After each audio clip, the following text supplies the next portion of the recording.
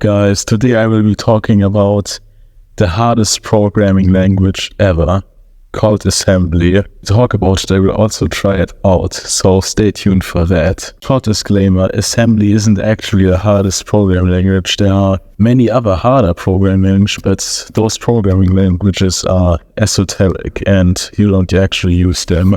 Now we will take care of multiple themes today.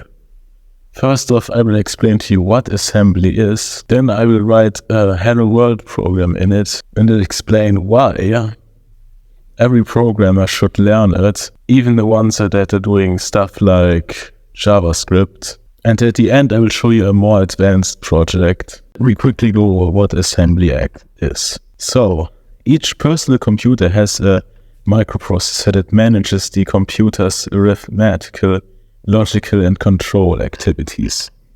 Each family of processors has its own set of instructions for handling various operations such as getting inputs from keyboard, displaying information on screen, and performing various other jobs. These set of instructions are called machine language instructions.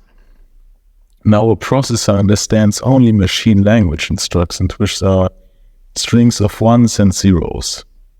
However, machine language is too obscure and complex for using in software development. Assembly languages are designed for a specific family of processors that represent various instructions in symbolic code and a more understandable form. Also follow along while I code this simple Hello World project. So first I will install the NASM VS Code extension. This is essential for running assembly. Now you're probably asking yourself, Jeremy, what does any of this mean? Let's break it down for you. So this code is separated into two segments, the data segment, the code segment, and the end. So in the data segment, we define the message. The line MSGDB defines the message that we output, followed by the $sign. The $sign acts as a null terminator to tell the operating system where the string ends. The data ends just ends the data segment. Now the code segment.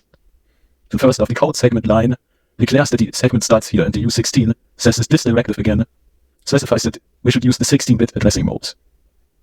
Now assume CS code B as data means that this line tells the assembler that the CS register points to the current code segment code, and that the DS register segment register for data points to the data segment.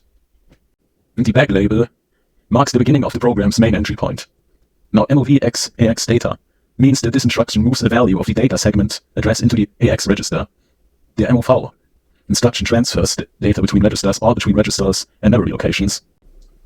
Now I could go on and on about how this code works, but it's pretty complicated, and that's why I added comments anyway. Now you're also wondering, Jeremy, but why do I need any of this crap? And assembly might not be, it is actually pretty useful if you want to program a device driver or something that needs to be extremely performant.